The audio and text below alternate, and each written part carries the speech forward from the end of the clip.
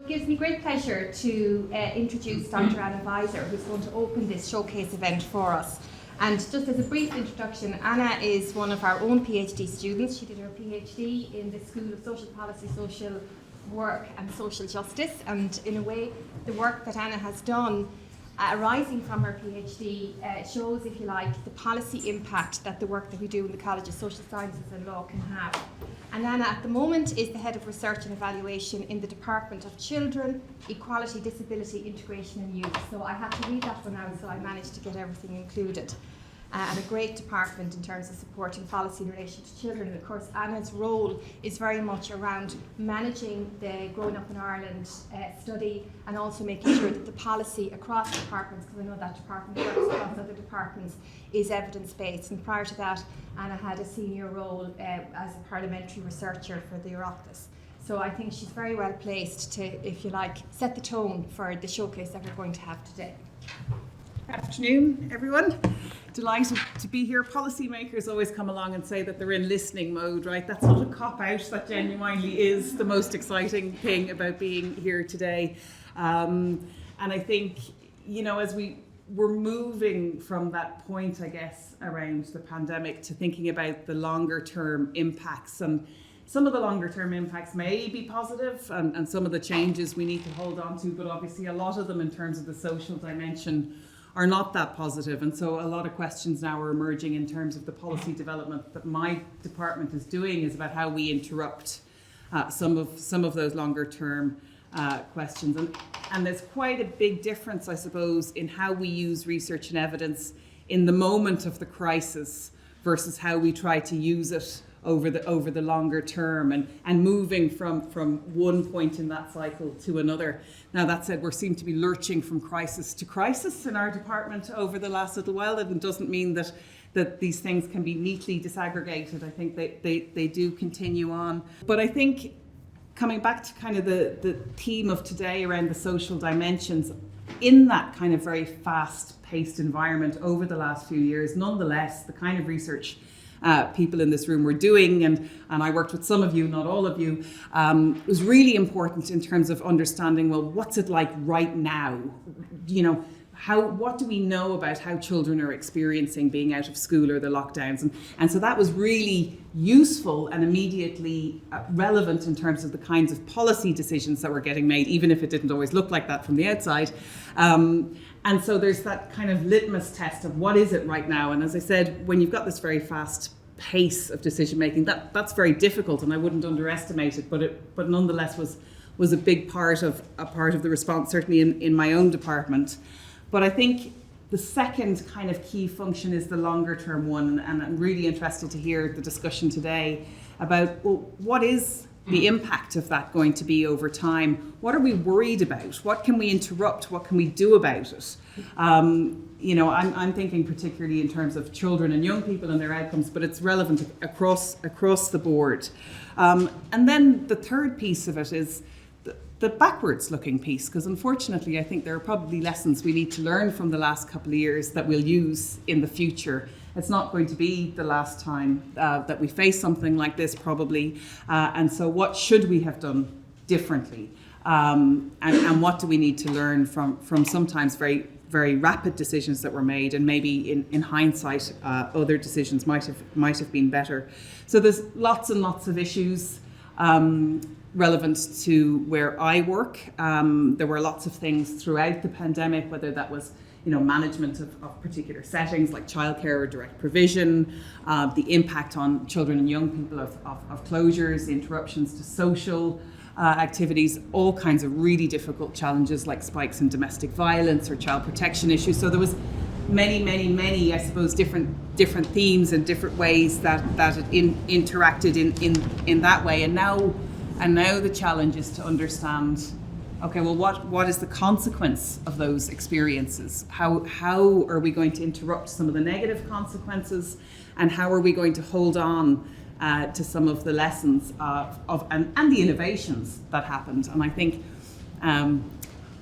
certainly, I mean, I'm sure you've all experienced this. Sometimes in large bureaucracies or large systems, there can be a temptation to slip back into old patterns, and that's also something we have to disrupt and look for moving forward. So I think part of the characterization of where we're at now is moving from gathering that kind of litmus test of what happened and how did people experiencing it, to understanding some of the more causal dynamics, the explanations, the consequences, the why. I mean, we had a reasonable amount of data with regard to children's experiences. Not enough, I'm sure, and we did work quite hard to engage with children and young people directly, to ask them about their experiences, but also to collect data. And obviously you had the CSO and various other actors. But what we didn't have was the kind of insights that you guys can provide in terms of what does that mean? What does it mean now, and what is it going to mean in the long term, and what are the causal pathways that are going on? On the kind of children and young people side, I was in a focus group last December. We did a series of focus groups with young people around the development of the National Well-Being Framework, and it was really striking. I mean, they were talking very generally about issues. It wasn't COVID specific, but one really key theme in those conversations was around disrupted transitions. And what are the consequences going to be for me and my friends and my family of those? And in some ways it sounded, kind of lightweight. They were saying, well, I miss my Debs, And in other descriptions, they were talking about very fundamental kind of transition experiences that had been missed, and whether that was the college experience or the leaving cert experience, and fear amongst those young people as to, well, how is that going to interrupt my development and my friends' development going on? And we had done a couple of surveys with young people under the auspices of the Growing Up in Ireland survey in December 2020. And obviously the beauty of something like Growing Up in Ireland or other studies is that you can then look at those experiences with reference to where the young people came from. And also, of course, we're in the field again now collecting data from 13-year-olds under GUI, and next year we'll be collecting data from 25-year-olds. Actually, next year is the first time that the Central Statistics Office will do that on behalf of Growing Up in Ireland. And so, you're looking at these kind of, and it paints a picture of what's happening. But we need to move to that point where we're understanding that in more detail. We were particularly worried about, in terms of the Growing Up in Ireland study, what we were seeing in terms of very significant increases in experiences of depressive symptoms and mental health amongst the older cohort, but also unemployment and employment transitions. And those are all things that are really concerning in terms of the long-term implications and consequences of the COVID, but also for the younger cohort, the very deep inequalities in terms of the experiences of being out in school, who had access to equipment, who had access to quiet places to learn. And those things were very, very, very coloured by socioeconomic inequalities. And also the role of gender. There's, patterns around gender and gender experiences that young people had that are worrying. And that's something we've asked the ESRI to look at in more detail, is those two themes of unemployment and mental health for the 22, 23-year-old cohort, because they were so stark. But in that kind of GUI data, there's so much more we need to do with it, and we're only at the beginning of really understanding what that can tell us in terms of the experiences of everyday life. There were also positive findings that I mentioned earlier on in terms of those surveys. People describe their relationships with their parents, having more time at home, all of these kinds of things, in terms of what the young people would like to hold on to moving forward. So, and I think it'd be easy for us to rush to get back to whatever normal is, to lose some of that, and holding on to that is really important from a policy making perspective as well, as opposed to just understanding it. There's a lot of policy development, I would say, going on within the department I work in at the moment. On the children's side, you have the new Brighter Outcomes, Brighter Futures framework, which is emerging. But there's also, there was kind of, I suppose, an interruption to policy development cycles over COVID, whether that's the migration strategy, women and girls, travellers and Roma, all of these various different policy frameworks which are now being reviewed, evaluated, and new frameworks developed. So I describe it as quite a busy moment, if you will, in terms of certainly where I'm sat, the kind of appetite for evidence that is there amongst the department, and I think that's really important. And of course, you know, we've all been in these conversations about the nexus between evidence and policy making and the challenges of it, and I wouldn't want to underestimate any of those. But I think certainly within that department there is that appetite. We are a little bit distracted at the moment, obviously, dealing with also the accommodation of people coming from Ukraine. Another theme, I think, which is going to have very long-term social consequences, both for those individuals, but also for Irish society more generally, if you consider the potential scale of the task that we're facing in that regard. And again, then we're back at the beginning of that kind of crisis cycle and grasping for bits of evidence that help us understand it a little bit, and then trying to build to a place where we can do something which is a little bit more longer term in terms of integrating the evidence. Anyway, I just wanted to say thank you very much. I'm really interested to be here. I think it's a really great lineup. Very well done to the organisers. It feels a little bit like speed dating for research. But I think it's a really valuable model, actually, and I'm very much looking forward to hearing all the presentations. Thanks very much. I'm delighted, if this is your first time in Sutherland, to welcome you, and if you're familiar with Sutherland, welcome back. So we have three themes this afternoon. We have public trust, misinformation and ethics, which is going to be our starting point today. We have equalities and social justice, and that's going to be followed by health and well-being. So a full lineup, an exciting afternoon of interdisciplinary and collaborative work that will maybe lead to further collaborations between us in the future. And without further ado, I'm delighted to welcome our first speaker, who has 5 minutes to the podium, and that's Dr. Danielle Petherbridge from the UCD School of Philosophy, who's going to be telling us about ethical challenges related to COVID-19. Danielle, you're very welcome. Good afternoon, and thank you so much to the College for this opportunity, and to the Vice President for Research, Innovation and Impact. I think it's a fantastic idea to have these themed events. So I know I'm strict time, so I'll try very hard. I just want to mention that I'm not speaking only about my own research, but I'm also here on behalf of colleagues in the School of Philosophy, but particularly research that's housed under the auspices of the UCD Centre for Ethics in Public Life. And one of the big projects that we have housed there is the Peritia Horizon 2020 grants, which is on policy expertise and trust, which was obviously very pertinent during the pandemic. So I just want to mention that much of what we did over the past 2 years during the COVID pandemic were very much focused on the ethical aspects of the response to the pandemic, particularly things like the ethics of social distancing, considering the role of experts and authorities managing the crisis, and what COVID-19 shows about us, really ourselves and society more generally. And I should say that we had different kinds of aspects in the Centre for Ethics. We had research-based projects, which I'll talk mostly about today, but I just want to mention that we also had public-facing initiatives, because it is a Centre for Ethics in Public Life, and that was very important too. So we had 2 particular initiatives I'll mention quickly, which is one where we invited the public to ask ethical questions of the philosophers that work here, and those philosophers engaged in responding to questions such as, well, how do we make ethical decisions? For example, if clinicians, doctors, nurses have to decide whose life they're going to save, there's not enough ventilators, what criteria do we use to base those decisions on? So they were the kinds of things we engaged in. The other one was for young people, and we had an ethical initiative asking young people to construct projects around ethical questions that they thought were the most important questions during the pandemic. We had absolutely fantastic projects coming from young people, school-age students, primary and secondary. And, you know, for example, is it ethical to shop online, for example, thinking about the role of workers during the pandemic, etc. So we've got a fabulous portfolio of those projects. So I want to just focus now briefly on some of the research that some of the members of the School of Philosophy and the Centre for Ethics undertook.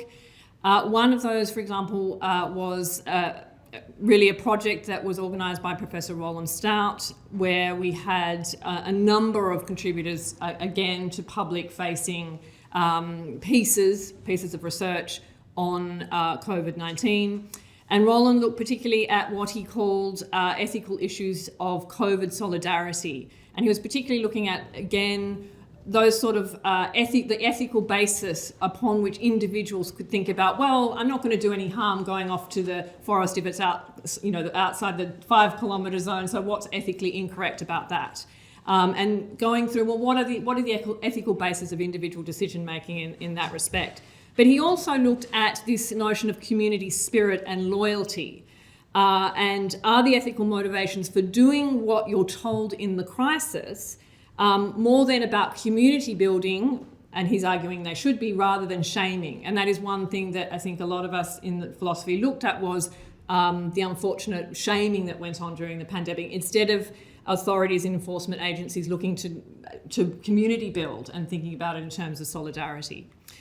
We also had research from Lisa Foran, who looked at the really interesting aspect of the disruption of time. And I think many people had that sense of losing sense of the days, the weeks, the years, and not being able to kind of have their usual sense of temporality. And she linked that to effectively the same kinds of experiences as grief, sharing certain similar traits, because there's basically a disruption, a rupture, in terms of linking past, present and future, and not having that future projection. Those structures of temporality that we were accustomed to were also disrupted.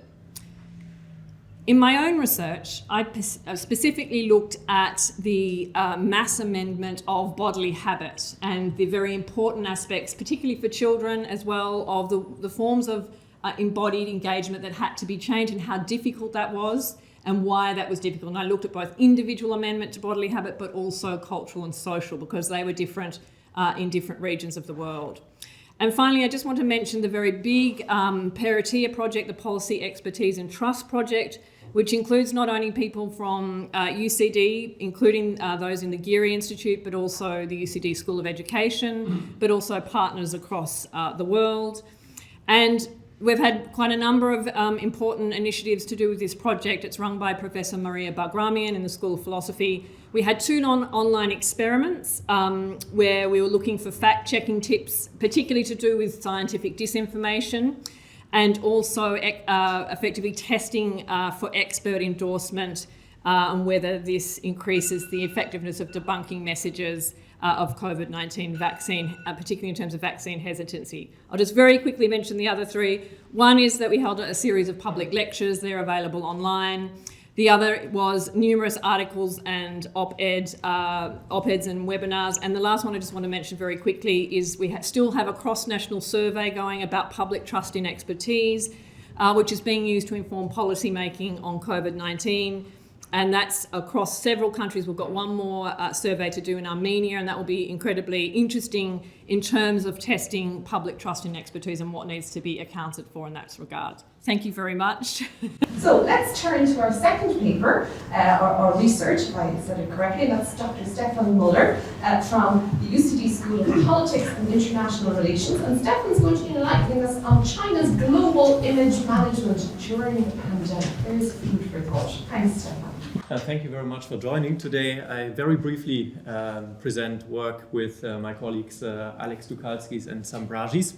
And what we ask in this research paper is whether image management strategies of states work as they want them to work. What we know is that states want to be seen positively, because a positive image abroad and at home can have a lot of advantages. For instance, it can increase foreign investment. It can be very beneficial for tourism.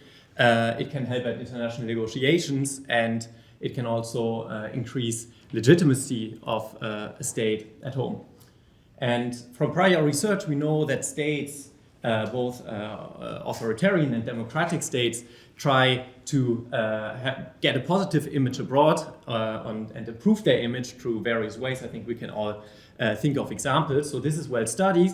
What has not been studied that much is whether these image management strategies actually work in reality.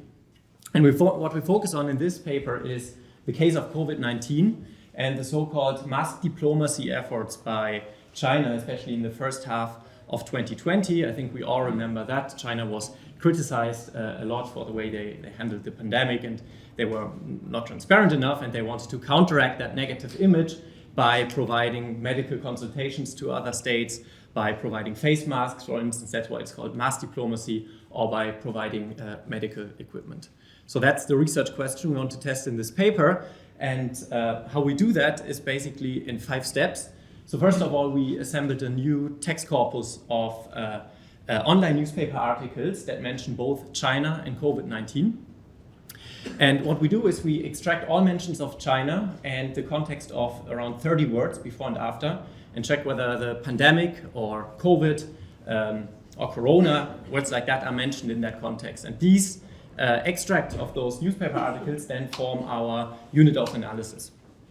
So overall, we have over 1.5 million relevant statements from over 1,600 domains in 99 countries. So we cover quite a large data set.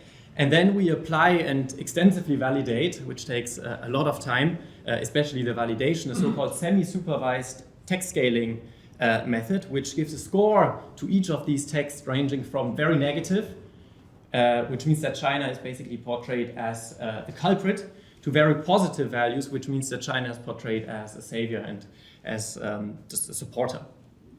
What we then do with these 1.5 million scores is aggregating them to the level of country weeks. So for each week and each country, we have a score that we then combine with another new data set that we assembled on mass diplomacy events. So we have over 1,600 events from 168 countries that we identified where China supported, where China provided support to countries. We code which kind of support was provided. And we merge those data then with our text scores. And we look at the first occurrence of mass diplomacy for a given country, and then use a so-called multi-period difference in difference design to, generally speaking, compare or check whether receiving mass diplomacy from China increased the media tone relative to those countries that have not yet received support. And just one slide on the results. These are the coefficient estimates from this difference in difference design for 5 different time windows. So the first line shows a window of plus minus 2 weeks. So we compare 2 weeks before, 2 weeks after, and go all the way to plus minus 5 weeks. And we find positive and comparable effects across those time windows, ranging from between 0.25 to 0.35 standard deviations of this media tone measure, which is quite substantive. And in the paper, we also show that this is actually a noticeable shift, and that this is actually like a real difference in media reporting on China. So what are the 3 key learnings? First of all, China's charm offensive in 2020 seemed to have worked. We contribute to the literature on image management and how foreign aid can actually boost the image abroad and change international discourse. And our paper raises the broader question, to what degree countries can legitimize their political system, their institutional system through diplomacy. So the paper is currently under review, but on my website you find the most recent version. Thank you very much. Returning from our first theme, which was public trust, misinformation and ethics, to our second theme, which we have quite a number of very interesting presentations coming up. That's equalities and social justice. And we're going to have our first video presentation of the afternoon, and that's by Ursula Barry of the School of Social Policy, Social Work and Social Justice. And Ursula will be informing us about her research on gender inequality and the care economy. Welcome everyone. This is just a brief presentation of research that was commissioned by the European Parliament in 2021, focusing on COVID-19. The aim of this research was to bring together research evidence from across the EU into the care economy, and to make the case for the care economy to become more central to EU funding systems. The research study covered a number of different elements. Firstly, the gender nature and the critical role of the globalised care economy. Secondly, ways of measuring and valuing care activity in the care sector. Thirdly, the impact of COVID-19 pandemic on a selection of 9 EU countries with very different systems of care provision involving the state, the communities, the family, the private marketplace, and so on. Fourthly, the labour-intensive nature of care, which has the potential for high return on public investment, it's argued. And the extent to which gender equality in care have been taken into account in the EU COVID-19 recovery plan was examined. It started from the point of view that gender and racial inequalities are at the heart of the care economy, that the pandemic has demonstrated the essential nature of care work and its central role in the functioning of economies and societies, that inequalities are linked to women's position on the front line of unpaid and low-paid work in an increasingly globalised care economy, that women account for 70% of frontline workers in the health and social care system and are estimated to carry out the large majority of unpaid care work. And finally, that care is a spectrum of activities that reveal the critical, unrecognised interdependence and interconnectedness of our societies. The conclusion of this report is about placing the care economy at the centre of European society and therefore changing policy priorities. Care is central to social reproduction, part of the fundamental social infrastructure, the lifeblood of our social and economic systems. That was the fundamental conclusion of this report. But secondly, that under the EU COVID recovery plan, 2 specific funding strands are recognised and ring-fenced: digital transition economy and green transformation economy, that together account for 2/3 of anticipated approved funding. This report argues that the care economy should be designated as public investment in social infrastructure, generating enhanced economic activity and social well-being. And that unless a specific strand of funding is allocated to the care economy, the EU recovery plan will reinforce or potentially exacerbate gender inequalities in this post-crisis period. And it also noted that the EU Commission President Ursula von der Leyen has committed to an EU care strategy for 2022 in her State of the Union address. And this report argues that core to that strategy should be that 30% of post-crisis EU recovery funding should be ring-fenced for the care economy, thereby putting it on an equal footing with the green and digital economies. Thank you. Our next speaker to the floor is Dr. Flavia Santos, who's from UCD School of Psychology. And Flavia is going to be telling us today about her work in the area of the impact of COVID-19 in individuals with intellectual and developmental disabilities. Flavia, you're very welcome. Thank you very much. So it's a great pleasure to take part in this event. So I'm a member of the UCD Center for Disability Studies and a joint director of the Masters in Disability. And my presentation is about caregivers' perspective on the impact of COVID-19. This research is funded by the HRB, and the principal investigator is Associate Professor Christine Linehan. Essentially, the presentation is regarding this article published on the HRB Open Research. It's still under review, so you can check details there. Here you can see the name of all authors, including international researchers, but also members from different centers at the UCD, like UCD Psychology, UCD Center for Disability Studies, and the School of Nursing, Midwifery, and Health Systems. So before getting started, I must define what is intellectual and developmental disabilities. It is an umbrella term, so that's why it's important to classify. It includes brain disorders which are present since birth and have a negative impact on physical, intellectual, and emotional development. So we have different diagnoses, including intellectual disability, cerebral palsy, Down syndrome, Fragile X, and autism spectrum disorders, among others. So the aims of this study were to explore globally family members and paid staff perceptions of the impact of the COVID-19 in individuals with intellectual and developmental disability that were taken care of, and to explore their own experiences as caregivers. Our method was described in this study protocol published on HRB as well. It was an anonymous online survey, and we made the data collection between August and September of 2020. We had questions about the access to health services and protective equipment, continuity of care, also adverse impact of the restrictions, and also questions regarding their own experiences regarding symptoms, testing, and treatment for COVID-19. We had initially 18 partners worldwide, so researchers from countries from Australia to Zambia. However, precisely because it was a rapid response call, we had several reasons of attrition described on the left side. So we start with more than 5,000 responses, and we end up with 12 countries and 3,754 correct, valid responses. And we can divide those responses in 3 groups. So we had 50% were family members, 35% were direct support professionals, and 13% were managers.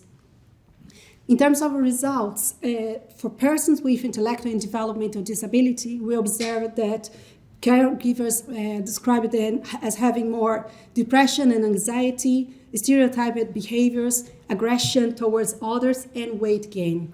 In terms of access to the healthcare system, caregivers also reported more difficulties for them. The caregivers had also their own challenges. So for family members, there was an increase of costs and a decrease in outcomes, in incomes, so making it very difficult. For the direct support professionals, they had problems with staff shifts, staff absences, increase in workload, and hiring casual staff. In terms of, in general, we can say that all caregivers had a high impact in their mental health, including symptoms of stress, depression, and anxiety. But we also had the opportunity to measure what were the predictors of well-being in those individuals. So for family members, was the observation of changes in the mood of the person with intellectual and developmental disability. And for professionals, it was, we had 2 predictors. So one was the reorganization of staff shifts and the increasing in new direct support staff. In conclusion, this study observed that persons with intellectual and developmental disabilities and their caregivers experienced a disproportionate burden during the COVID-19, and we can describe this process including a disrupt in the access for persons with intellectual and developmental disability to support and support services and healthcare, and also an increase in behaviors which are indicative of mental health distress. Of course, I would like to mention that the center and my research group had other projects ongoing during the pandemic, so we produced all this material in this period. And I would like to thank you so much for your time, and I'm looking forward for the questions. Thank you. And we're delighted to welcome Eve Moore-Cherry to the stand, and Eve is going to be talking to us about spatial inequalities and lockdown. Thanks, Eve. Thanks very much, Una, and thank you for the invitation to be here today. I feel like this is very different, so you're going to see lots of pretty pictures. This is based on a paper that myself and 2 colleagues in geography completed during lockdown as part of, it actually came out of a couple of other projects that we were working on at the time. So the context for our study was Dublin 8, which is a part of Dublin, for anybody that knows it, that's undergoing significant development and planning pressures. It's a very old community, it's a very working class community in many places. And at the moment, there's a huge plethora of development, student accommodation, hotels, high-rise residential, and so on. So it's an area which is undergoing significant transformation, even without COVID happening. And it's really, I suppose, putting a lot of pressure on communities that have lived there for quite a long time, as exemplified in some of these quotes. And the issues that were there all along became exemplified during COVID, when people were being asked to stay at home, and there was an assumption that everybody had a home that they could stay in, but also that they were constrained within 2 kilometres of that home. And depending on where you live, that 2 kilometres most close to where you live can be very different. So the idea that everybody had a nice park that they could go walking in was not the reality for many communities, particularly in this one. So there's quite a lot of work that we drew on in terms of the literature within geography on critical urban theory and rights to the city. Who has the right to the city? Whose city is it? On health geography, there's increasingly a focus on microgeographies, or what's been termed the geography closest in, how we experience space, and issues of environmental and social justice, and who has access to what kinds of infrastructure and spaces within the city. So that's really the focus that we were taking in this particular piece of research. So as geographers, what we did was we started off with a map, and we tried to focus in particular on a number of social housing estates located within this particular part of Dublin. The area in red is what we broadly defined as Dublin 8, and the yellow circles are what we call a buffer, an 800-metre buffer around these social housing estates.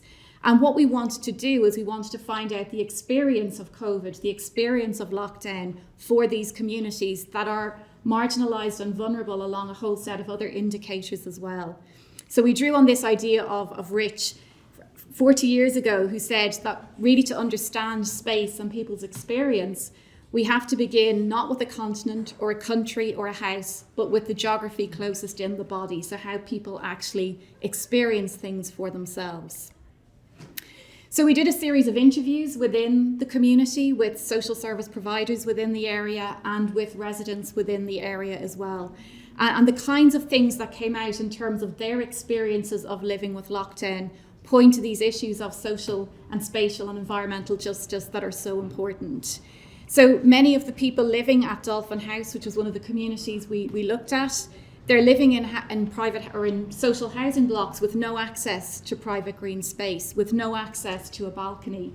So the idea that you could socialise outside or that you could isolate safely, which was almost more important, was just not a reality for many of these people. The idea that we could all enjoy our 2 kilometres or 5 kilometres radius of home was also not a reality for many of these communities, who have been disadvantaged over many years and where social infrastructure has really been underprovided in these spaces. And what's pointed out here that is even where there is green space, and I suppose the context for this is really limited green space in this part of the city, that it hasn't been maintained, so it hasn't been used properly. So there's a balance between sort of people being able to use these spaces and the public investment that needs to go into maintaining them. So there's issues around the built environment that became very clear here in terms of the impact of poor quality housing, lack of investment over many years in how these communities experienced the lockdown associated with COVID. But on the positive side, there was a really beneficial element that came out of this in terms of the social environment. The withdrawal of community and public services that happened when we all went into that first lockdown in particular was really felt by many of these communities. But what happened in the gap was actually really interesting as well. So what we found was that community bonds were really, really strong. And in the absence of public services, the community really rallied around to fill those gaps. So what we see is evidence of communities working together to visit and look after isolated individuals, communities organising food drives to help their neighbours that perhaps had suffered unemployment, and the emergence of really strong, tight-knit networks within those communities that enabled voluntary organisations to extend their reach. So many of these people were so well networked with one another that it enabled this to happen during the hardest times.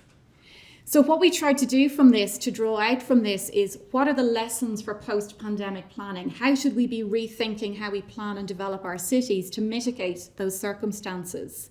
So what we have is a situation where planning is very much driven by maximising profit and density in many places. But what we're suggesting here is that we actually need to move to a paradigm where we talk about planning as being about the right to public health and well-being.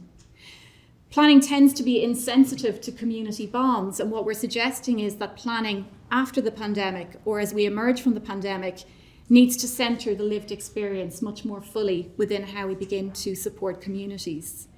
And the emphasis in this area on housing models and co-living needs to take account of the types of housing and the need for adequate private space and public space in these communities. So thank you. I'm delighted to welcome Dr. Sarah Carroll to the podium. Sarah is going to be talking about pro-social attitudes during the COVID-19 pandemic. Sarah, you're very welcome. Thank you very much. I'm presenting findings from 2 research projects. We wanted to know, among other things, how supportive are people in different countries of members of different ethnic and religious groups. One of the projects is based here at UCD together with Lea David and Sinisha Malesevic, and the other one is with a colleague from Al-Quds University in Palestine. And what we did were survey experiments, so one online survey, one face-to-face survey, and we implemented survey experiments, meaning we showed participants different stories, and we want to see how does the content affect their attitudes towards members of other groups. Let's start with the first survey experiment that we did in 5 countries that you can see here to the left: England, Ireland, Germany, Serbia, and Sweden. And we sketched out a scenario with an older neighbor who needed help with the groceries because he had to cocoon, he was at risk, so we have to travel back in time a little bit. And we manipulated different variables. One of the variables that we varied was the name. So we chose a name common in all of those 5 countries, named Alexander, and the other neighbor was Mohammed, so signaling a clearly different ethnic and religious origin. And we wanted to see, are people less willing or more willing to help those different types of neighbors? We also varied what that neighbor ordered. Was it just groceries or also beer, signaling a less healthy lifestyle maybe? And thirdly, we varied how long has this person lived in the country, less than a year, 10 years, or the entire life maybe. And what we find is that people were less willing to help a neighbor called Mohammed in these 5 countries, especially if that person ordered beer. Interestingly, we also found that an Alexander who just arrived in the country was equally less likely to theoretically receive help. And lastly, the longer the person spent in the country, the more willing people were to help. So someone who arrived recently, people indicated a very low willingness to help. Because we had a fairly large sample of people in that online survey, we also rerun the analysis just for Ireland. We want to see how people answered this question in Ireland. And what we see here is that in Ireland, people actually didn't make a difference between a Mohammed or an Alexander or how long this person has lived in the country. The pattern that I described before, we found primarily in Germany and Serbia, whereas in Ireland and England and to some extent in Sweden, people were relatively supportive of outgroup members. The second study was conducted in the West Bank. It was face-to-face. It was conducted with Bedouins and Palestinian refugees, so people internally displaced in the West Bank, and the majority group, so who didn't have any minority status. And at the time when we did the survey, we wanted to know, how do people feel about the booster? There's competition over medical resources because there's an extreme shortage. And do people feel that a Bedouin is equally eligible to get the booster shot as a majority Palestinian? And what we find, again, we are tapping into this, do I see members of my own group differently than I see members of other groups? And we had different findings. One of the findings was that the Bedouins, they didn't make a distinction at all between members of their own tribe and people from other groups. So they said a Bedouin older man is equally eligible and should be prioritized in the booster shot as a Palestinian majority group member. And the same was true, so the majority mirrored that finding when it came to Bedouins and said, yeah, a Bedouin man should be prioritized if he's older. So there was no division here between those two groups. However, the majority did say that Palestinian refugees would be should be a little less prioritized. So the in-group, out-group distinction is limited to Palestinian refugees, and that's a problem because these refugees, they live in very difficult housing circumstances. They had high rates of COVID there and would really need that booster shot. So the separating lines seem to be between some groups, but not between others. So what we can conclude from these two survey experiments is that the pandemic has left the vulnerable more vulnerable, those who would be really in need of help, like who arrived only recently and who haven't fully arrived in the country. And it cements the distinctions between in and out group. However, this strongly varies across countries, and Ireland had these in-group, out-group distinctions much less in our case than other countries. And there were strong national differences when it came to trust, to acceptance of vaccines, emotions, and nationalism. I'm delighted to welcome Karen Smith, and Karen is going to be talking about childhood inequalities and the pandemic. Many thanks, Karen. Okay, thanks for having me. I'm really grateful to the organisers for the chance to present today. So essentially the presentation I'm giving today is based on research I did for Bernardo's last year. So it was a research report on children's lives now and in the future, which was very much focused on the impact of the pandemic. It was a piece of desk-based research. So I was looking at the international and Irish evidence, emerging evidence in relation to the various different impacts of the pandemic on children. And then in the Irish context, what I was particularly interested in looking at was kind of mapping I suppose what we knew about children disadvantaged on equality grounds before the pandemic and during the pandemic. And actually there are very significant, I suppose, kind of data gaps and evidence gaps in relation to that. So I was interested in looking across the 10 equality grounds and kind of thinking, well, what is the existing evidence in terms of the issues for disadvantaged children? And very much thinking about that in relational terms. So we're thinking about kind of the intersection of what we might think of here as generational inequality with other axes of inequality. So I was thinking we need to think generationally about inequalities affecting children, but obviously we also need to think of intersectionally in terms of inequalities affecting children. But, in terms of child-adult relations, in the Irish context, if we're thinking about kind of the interplay of kind of the pandemic with existing child-adult relations, we can say that the status of children has improved considerably over the last 20 years, and we've child policy as a distinct policy domain now, which is fantastic in lots of ways. But there is still lack of political rights, inadequate protections against violence for children. So we still don't have a national strategy on violence, preventing violence, for example. And even though I suppose we can think of a protracted period of economic dependency associated with longer periods of education, we've made a lot of progress in relation to younger children and poverty, but not so much in relation to school-age children.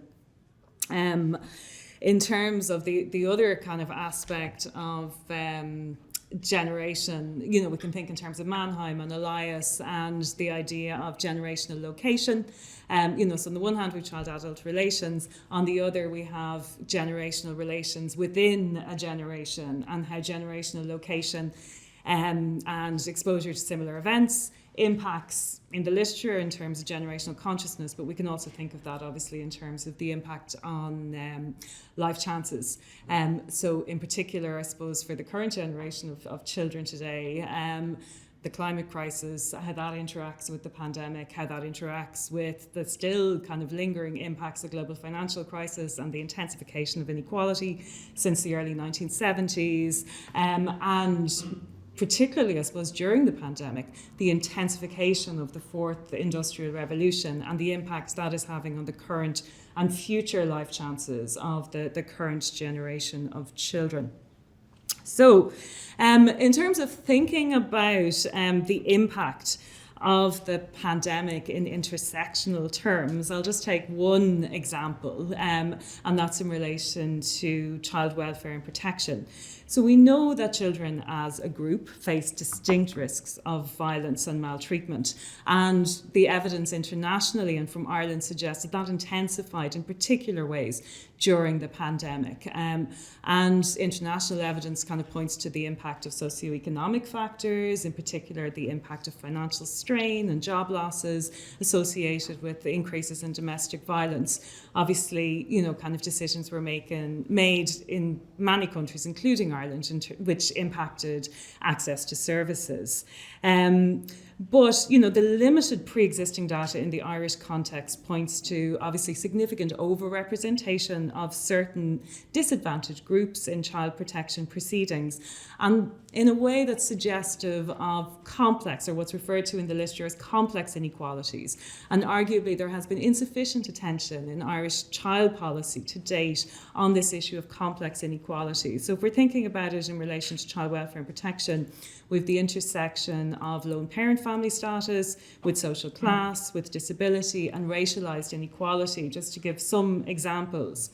However, what we have, I suppose, is a pressing need for analysis of the mediating kind of structural and policy factors between inequalities, especially these kinds of complex inequalities, and involvement with child welfare services. And similar issues arise in relation to, for example, child poverty, homelessness and educational inequality, so kind of thinking conceptually about these issues, trying to bring together, kind of generational equality in its two senses, child-adult relations, generational location, with kind of an intersectional lens is going to be really important, kind of, I think, in terms of informing child policy as we respond not just to the pandemic, but obviously to a whole range of other macro-societal challenges which are interacting with the pandemic in very complex ways. So, kind of thinking in terms of, kind of the need for analysis of those kind of mediating structural and policy factors brings me to that broader issue of structural discrimination. So the impact on children of policies, procedures and practices to a large extent are still designed by and for adults, and how these are mediated by the impact of exclusion of various groups, including women, people of colour, members of the travelling community, etc., from decision-making processes, obviously at government level, but obviously at institutional level across kind of child welfare services in kind of the non-profit and public sector. And at the moment, there are significant data and evidence gaps which need to be addressed in order both to identify and measure differentiated outcomes, but also, very importantly, to interrogate the reasons for these. So certainly, I know I kind of my own kind of research program is very much geared towards exploring these in the future. So thank you very much. I'm presented on behalf of a big team of researchers and faculty that we have in UCD School of Education that have a strong collaborative focus on the research generally in relation to children, schooling, education. And what I'm going to talk about today are 3 projects that are focusing on and trying to think of an overarching heading for this around childhood and schooling during the pandemic, perspectives from the global north and south, because I'm also going to talk about the research that we've been doing in Sierra Leone, and it's really, as I listen to the different presentations, I can see actually the threads that are running through. So hopefully you can recognise some shared interests in the research. So the first one is coming from its experiences of remote teaching and learning during the COVID-19 lockdown, and this is part of the Children's School Lives longitudinal cohort study. And we had started that project in 2019, and we had done the first wave of it, and in the second wave, lockdown just hit as we were about to go out into the schools to do the second wave. So we turned it into a sub-study that was called COVID-19 and the experience of remote teaching and learning. And if you want to find out more about the overarching study, you can actually look up the website there. So the focus very much mapped into the focus that we had on children's school lives when we were looking at children and how they were experiencing primary schooling. So we looked at how ready were schools in this switch to remote teaching and learning. what were issues around school leadership and pedagogies. And fundamentally, the study is very much around understanding children's engagement with their learning, children's well-being, equality, social justice, voice and inclusion in terms of primary school and its impact on children. It's a mixed method study, so now it became a mixed method study online, where during that pandemic period we conducted all of the research online. We had 186 schools who participate in the wider Children's School Life study, and 149 of those schools agreed to allow us to continue the research during the lockdown period. So we had, in the second wave, we were now focusing on third class children. And that's actually really important because it's third class children, so they were about 9-10 years of age. And I was very interested in some of Anna's comments earlier at the start in relation to the youth and comparisons there, and indeed Karen's presentation also in relation to children. So we had about 548 children responded to the survey. We had about 410 parents responded. I'd say about 1/4 to 1/3 of the sample that was in the overall Children's School Life study responded during the remote period of data collection. And this study is actually funded by the NCCA. So what did we find? Well, first of all, key findings in relation to children in schools is one of the measures that we did was life satisfaction and how satisfied were the different participants. And Karen mentioned that intergenerational focus, so it's very interesting to compare children's experiences of life satisfaction during that period of lockdown in comparison to adults who were in their lives. And children actually, compared to other participants, children were most satisfied with their lives during lockdown, followed by teachers, followed by parents, followed by principals. So principals were actually the least satisfied with their lives during lockdown, and parents were the second least satisfied, but children actually, and these are third class children, were most satisfied. But our case study data, because we had relationships built up with 13 of our case study primary schools, so we conducted interviews with the families and we conducted interviews with principals and teachers. And what the case studies revealed was the positive impact of lockdown on family time. And again, Anna made reference to some of the positives of lockdown. Families felt that they had more time together, but the negative impact was particularly in terms of a lack of access to gardens, and also for children during the lockdown, and that connects in with Neve's presentation, and also adults, parents, principals and teachers were all concerned about the amount of time that children were spending on screen. Overall, in terms of the wider sample, there was significant variation evident in schools' preparedness for the move to remote teaching and learning. And also teachers very much altered their practice with the children because they very much focused on literacy, numeracy and PE. So PE was a little bit of physical activity that they were encouraging the children to do. Most children, in terms of parents reporting on their third class children, spent between 10 minutes and 1 hour daily on remote learning. And when you talk to children said that just over half of them did not want to do the remote learning. And clearly what happened as the lockdown extended was declining engagement of children in their learning with extended lockdown. In terms of the very rich data that we have on parents and family lives during lockdown, in that particularly intense period of lockdown, more mothers than fathers spent time helping their children with their learning. And in fact, it's very interesting that of the 410 parents who responded to the survey, 90% of them were mothers. So in many ways it became a survey of mothers' experiences of parenting during the lockdown.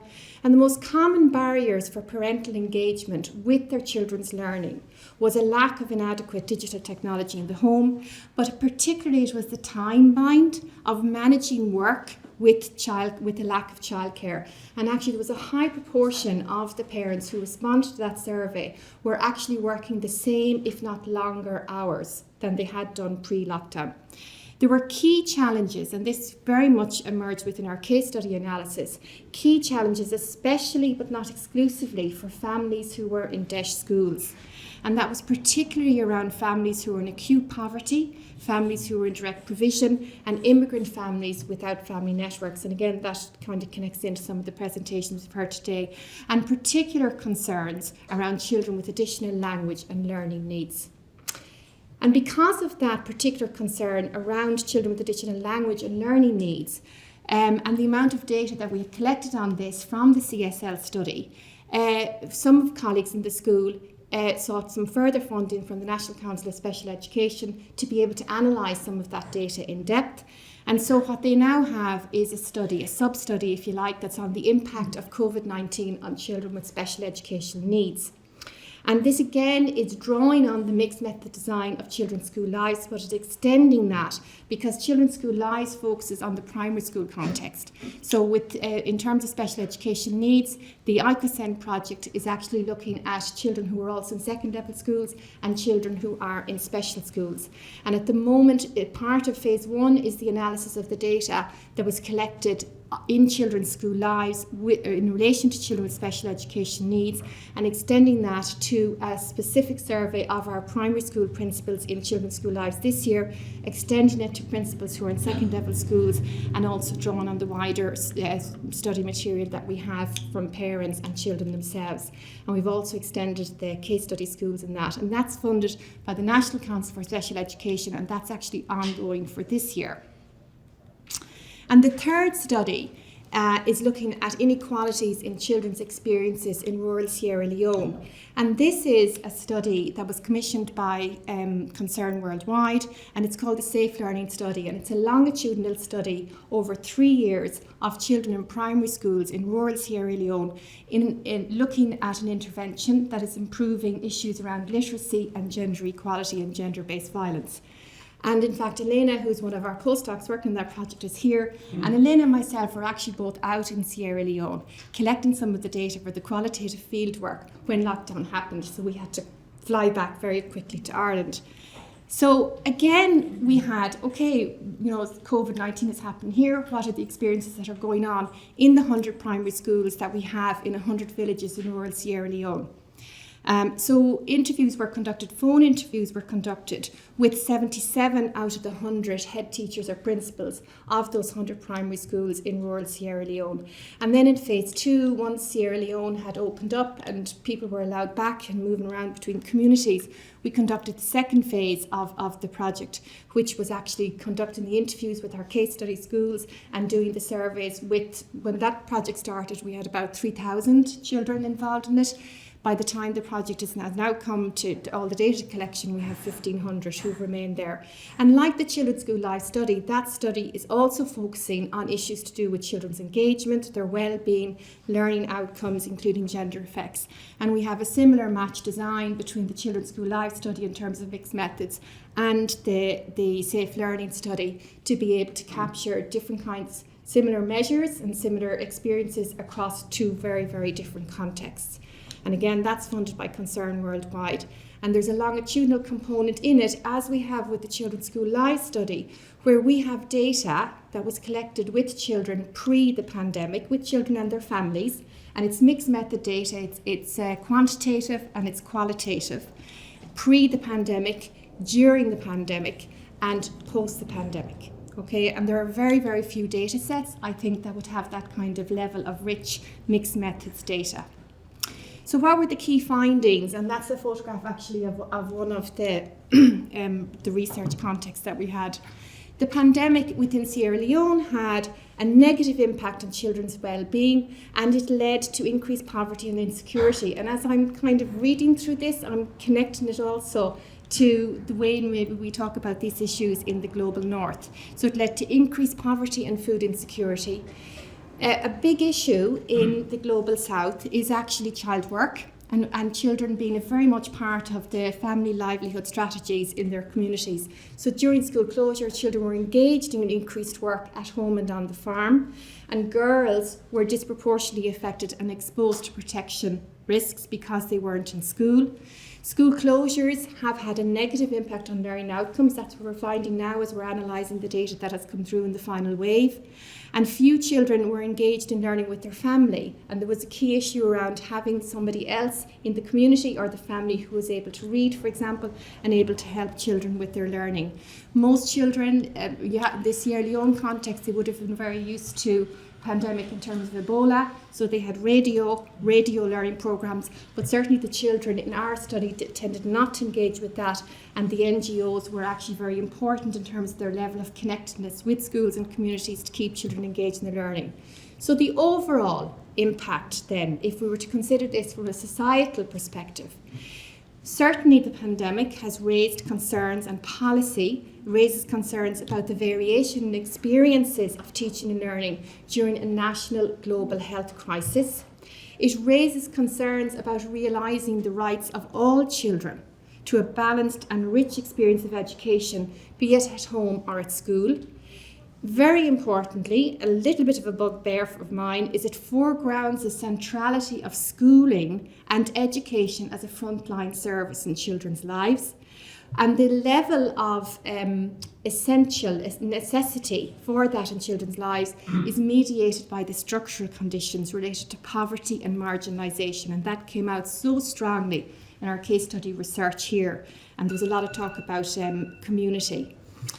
Challenges in the Global South relate specifically to gender and additional risks to girls. Be interested in the extent to which that applies also within the Irish context, and emphasises the need for timely, appropriate and targeted interventions for children at the margins. And because of the longitudinal component that we have, the pre, in and post-pandemic, I think there's huge opportunity for social science analysis of these kind of data sets. Thank you. We're turning to our final theme of the afternoon now, and that's health and well-being. And we're returning to our video presentations, and we're going to be meeting Dr. Keith Gaynor of the UCD School of Psychology. And Keith's work has been looking at the managing the impact of the pandemic through a psychological interventions. So the research project is 3 interlinked studies. One study is a model of the psychological factors that impact our reaction to COVID-19. The second project is looking at our thoughts and beliefs about living through this pandemic. And the third project was putting that into practice in a cognitive behavioural therapy group that we are running at the moment. So what we're living through is known as a continuous traumatic stressor. It's like living through apartheid or terrorism. It's a continuous stress that's going on in the background. It leads us to worry more, it leads us to avoid more, and it leads us to keep having thoughts of danger in our minds, even when we're safe. So what we're going through isn't nothing. In fact, it's a very serious psychological event, and there's kind of key ways that we can reduce the distress that we feel from it. So we now have a key understanding of how the psychological impact works, that we're all in a state of grieving, and that actually we're going to be grieving for this over the next months and years. And so we can give people through public information campaigns ways of managing that. We know how to manage grief really well. And we understand that actually a lot of people have been traumatized by it. We also understand how to manage trauma really well. And so it's communicating those things through public health messages, communicating those things through workbooks and workshops. And then for those people who are particularly distressed, offering them therapy that's particularly designed to deal with these difficulties. So a key part of our communication strategy was national media. It's been taken up by the Ryan Tubridy Show and by Drive Time. We've been on News Talk. I've done webinars with the Department of Health, webinars with Aware and St. John of God Hospital. So it's been a great opportunity to actually reach out to where people are and to give them real information about the psychological impact of living through COVID-19.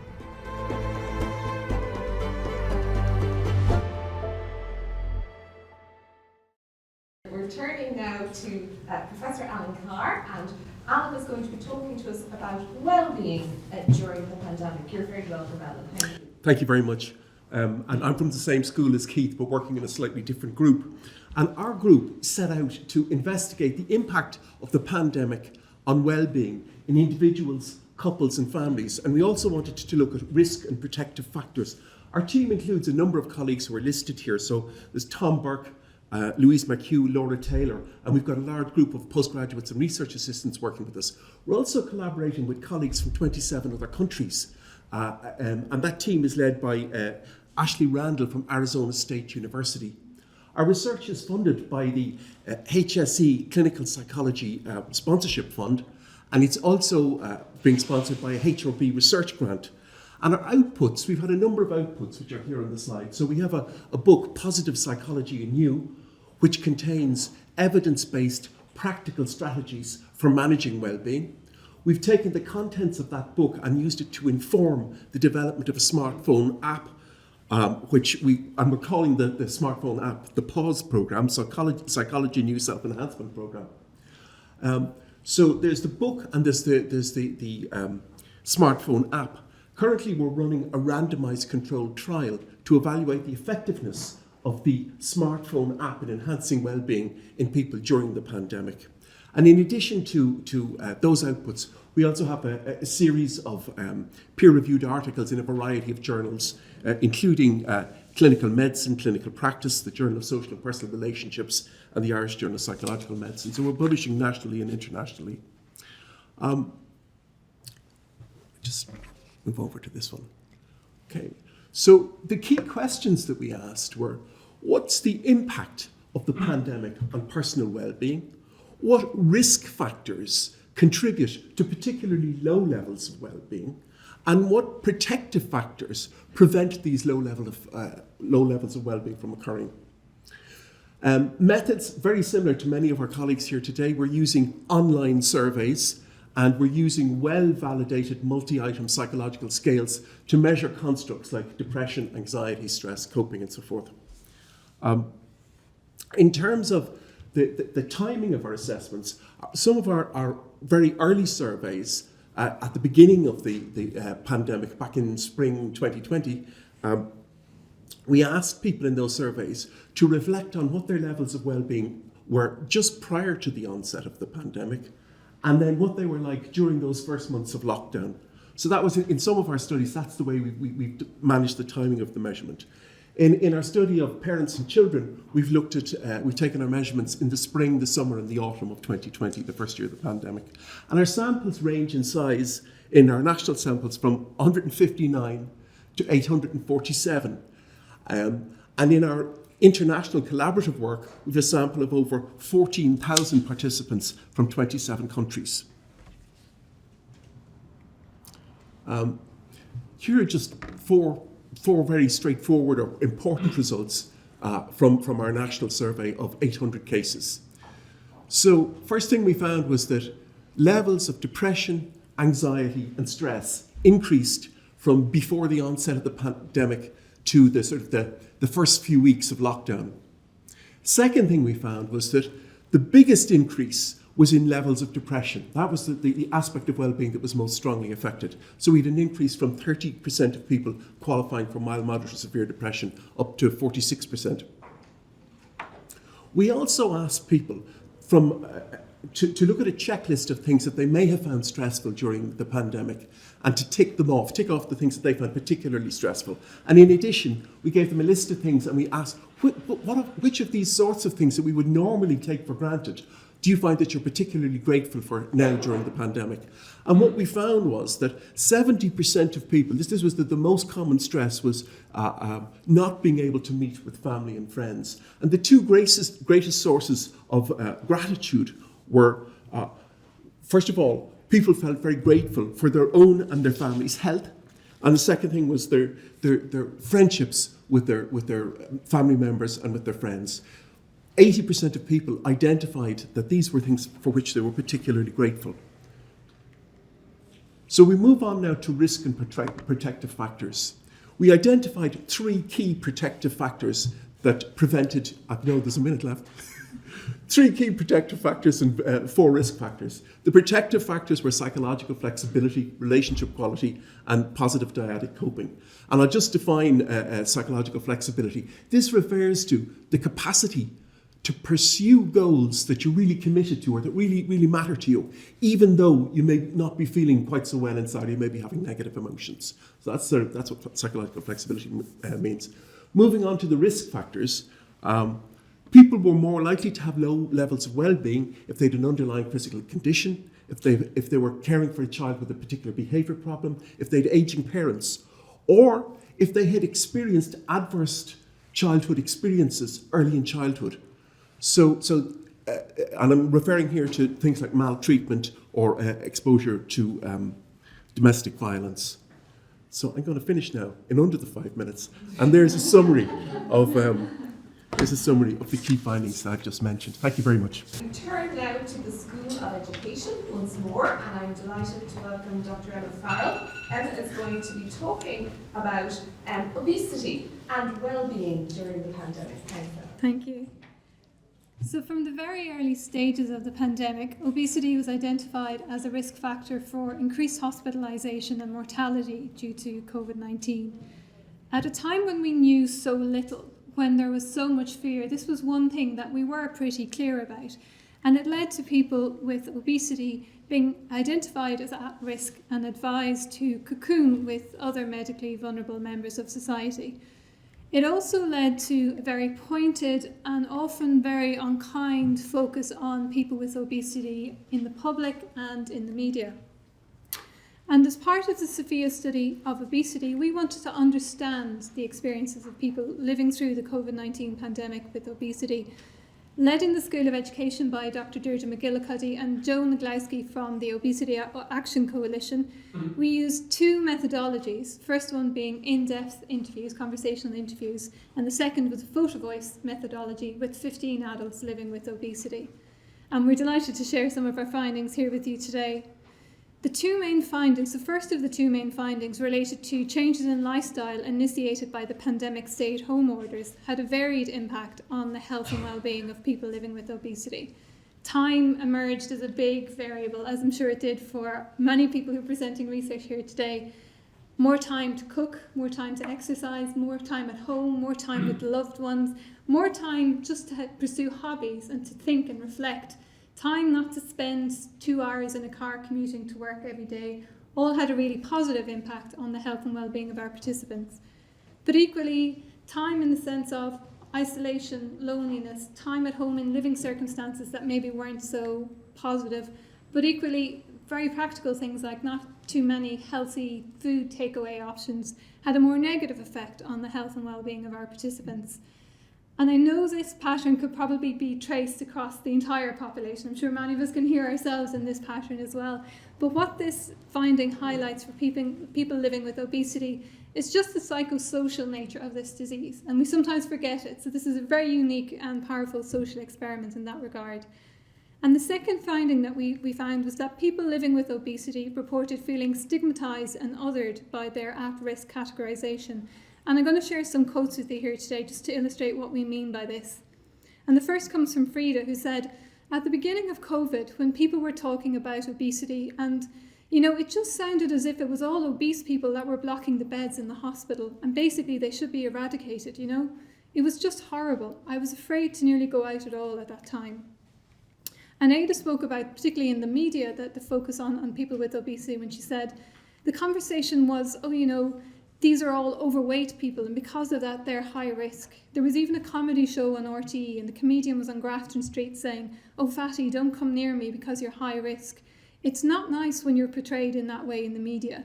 It makes you feel like an outsider, It's almost like a zoo sometimes, how people look at you, and you're just ugly. And now on top of that, you're also sick, and so you're high risk.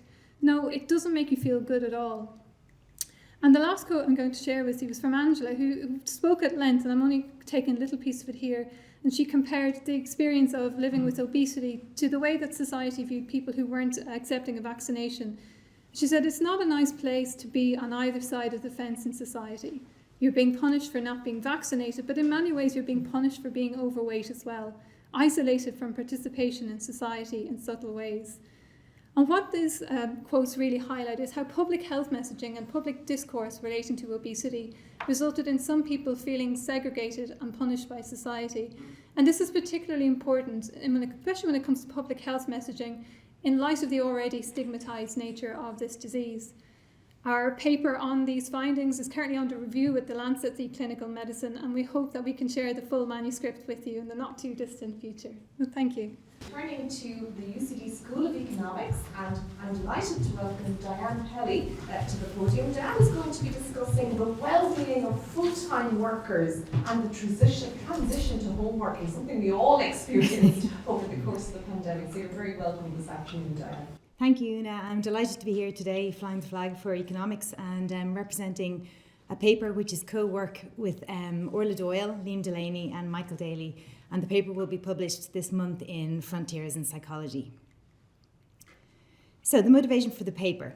Well, as we all know, on the 23rd of March 2020, Boris Johnson announced a statutory ban on leaving the home for all non-essential workers. So the UK remained in lockdown, so full lockdown the first time round, for 11 weeks. So what this caused was that basically all workers were subjected to an unprecedented dual exogenous shock. There was the impact of the pandemic itself, and there was also a radical change for many in how, when, and where they worked. So in this study, we explored a dramatic shift to home working. So in the period prior to lockdown, just 2% of our sample worked from home full-time. During the first lockdown, that had increased to 74%, so a massive swing. So despite huge numbers of studies that were published during the pandemic, we still have very limited understanding of how COVID-19 restrictions impacted full-time workers. So what this study does is it increases our knowledge by using longitudinal panel data, which basically tracks within worker changes in well-being pre and during the pandemic. And it also uses a very wide range of validated well-being measures, similar to some of the ones that Alan mentioned earlier, which basically allow us a very rich insight into the lived reality of COVID-19 experiences. So we use balanced panel data. We use an online sample of 621 full-time workers who are based in the UK. We have two waves of data. The first wave was collected primarily at the end of 2019, but in any event, all of it was collected before any restrictions were introduced in the UK. The second wave was collected during the first lockdown. So in terms of what we measure satisfaction with life, with home life, with jobs. We also measure positive and negative emotions, both generally and the previous day.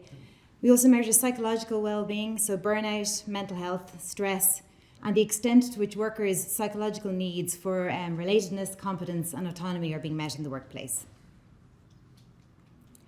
So we use a standard, well in economics anyway, a standard fixed effects OLS regression model. So what we do is basically, you can see in the equation here, we regress YIT, which is essentially one of 15 well-being outcome measures, on the variable wave. Now wave is a variable which is coded 0 for the pre-lockdown period and 1 for the lockdown period. So what this equation does is it estimates beta 1 essentially, and beta 1 basically tells us how the well-being of a worker varies from pre-lockdown to lockdown essentially. So sort of it captures that moving from pre-lockdown with no restrictions to moving to a period where there are restrictions in place. And so now to our results. So the first column here basically depicts the standardized coefficients for the sample as a whole from moving from pre-lockdown to lockdown. So you can see here that life satisfaction somewhat surprisingly remains stable, as does sort of general happiness. But what we do find is that workers report a significant decrease in the level of negative emotions that they experienced the previous day at work. So in terms of stress, surprisingly it stays quite stable. But what's interesting, I think, is that the sources of stressors, they change over the lockdown period. So during lockdown, we find that workers are a lot less stressed by their bosses, by their colleagues, by their clients, by their deadlines and by hours, and also by commute, obviously. But they're a lot more stressed about job security. So entering lockdown is also associated with a moderate improvement in psychological well-being. So you can see here that exhaustion, we find the biggest effects for exhaustion. So workers report being a lot less tired when they arrive at their desk in the morning, and they also report having a lot more time for leisure activities after work.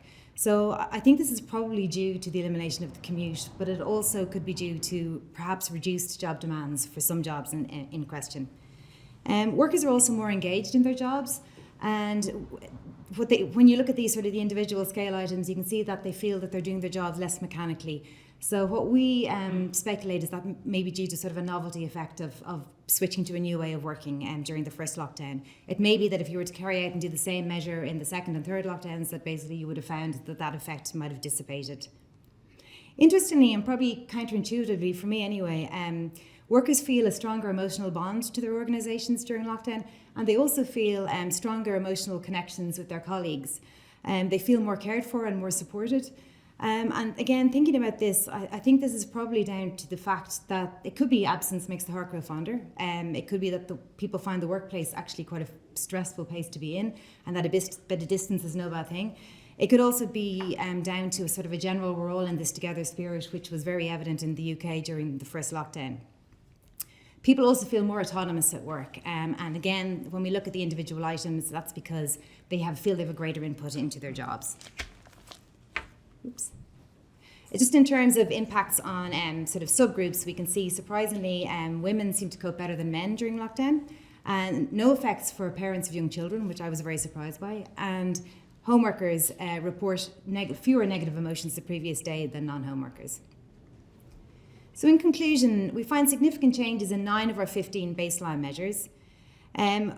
Against my prior expectations, net worker wellbeing actually improves during lockdown. So we have reductions in burnout and unhappiness, improvements in psychological well-being, but unfortunately we have a large deterioration in home life satisfaction. So when we think about why the reasons for some of these findings, I think probably one of the biggest reasons is sample composition. We have a very low proportion of people in the under 25 age category. We've also eradicated from our sample self-employed workers and workers who lost their jobs during COVID-19, so those groups who were financially worse affected. So there's also one potential explanation might be psychological adaptation, that people basically did experience large dips in well-being, but that these fixed themselves over time. So just to summarise and to conclude, we find that basically lockdown is not a one-size-fits-all policy, and that it basically depends on who you are essentially, and that this has implications for governments who are considering using lockdowns in the future. Thanks very much. Our final presentation this afternoon in the Health and Wellbeing theme comes from the School of Law, and my colleague Professor Gavin Barrett has sent us a pre-recorded video in which he's going to be discussing COVID-19 and EU health law.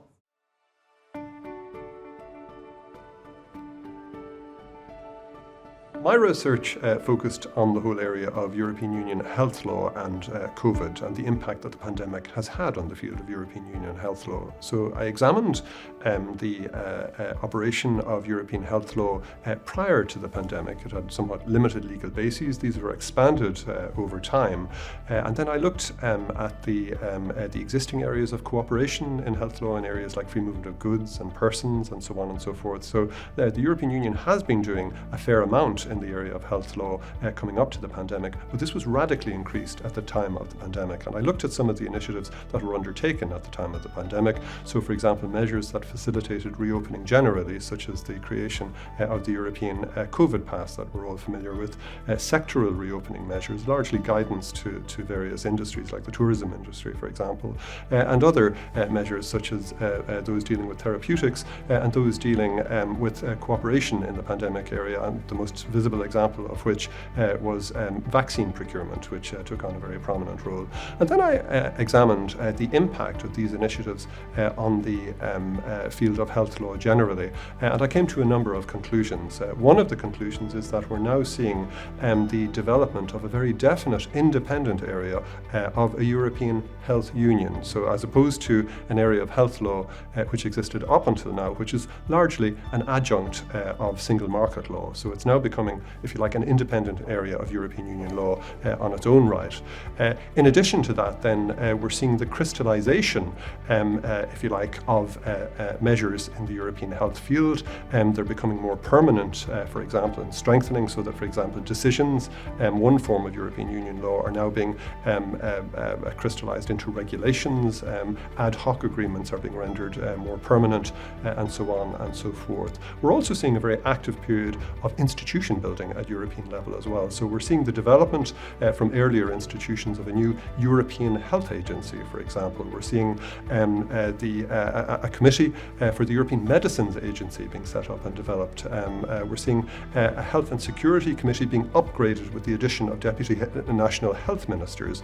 And we're seeing on top of that an entirely new agency, the HERA agency, which will be responsible for coordinating the response in the future to pandemics. So quite a lot of institution building going on there, and with it we're actually seeing, of course, the face of the entire European Union changing with that as well. In other words, it's deepening in terms of the activities that it takes part in. A further challenge that is, or change I should say, that is going on there is that, of course, along with the extra activities come extra challenges. And what I mean by that are things like the challenge of maintaining democratic control over what goes on at European level, the challenge, for example, of dealing with technocratic decision making in an area that's really only understood in many respects by experts. So there are some of the challenges, if you like, that's being faced by the new European Health Union that we're seeing in the process of construction, and that has seen a real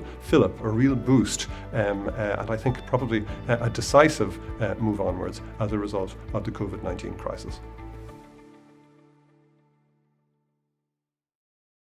Thanks everyone who presented this afternoon.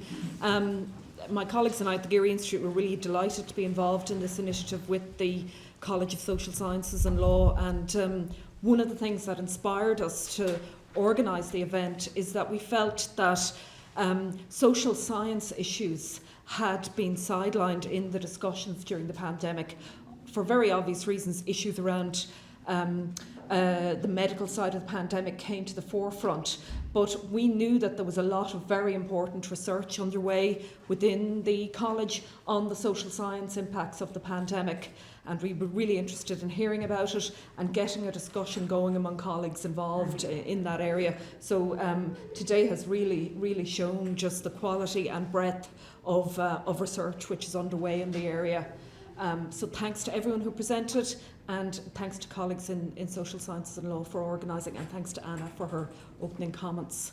So I'd like to hand over to Professor Colin Scott, the Principal of the College of Social Sciences and Law, who's going to close the event. Thanks very much, Michelle. Hasn't it been a wonderful event this afternoon, just to bring together research across such a wide range of disciplines to highlight not only your research findings, but also to highlight questions that we need to ask ourselves about our society that are not just questions about the pandemic, but I think enduring questions about our society, education, psychological well-being. I'm afraid I only had half the presentation, so I came in late due to a board meeting, but I missed the keynote, unfortunately, which I was sorry to do. But I was just so struck by issue after issue coming at us, the challenges, the nature of our society, really enduring questions that then we apply the research methods, and we look for the findings around the particular impacts around the pandemic from across a wide range of issues and from a wide range of perspectives.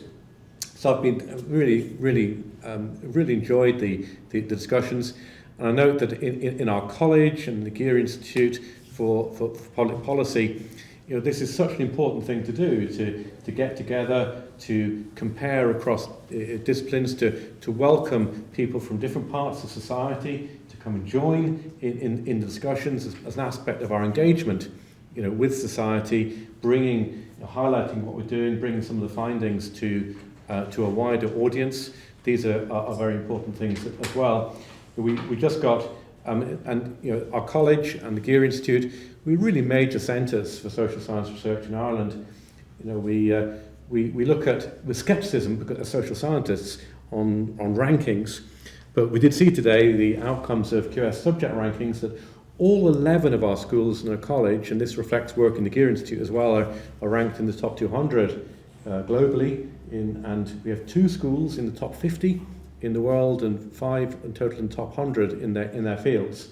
And you can see the quality and the excellence of research from the presentations we have today.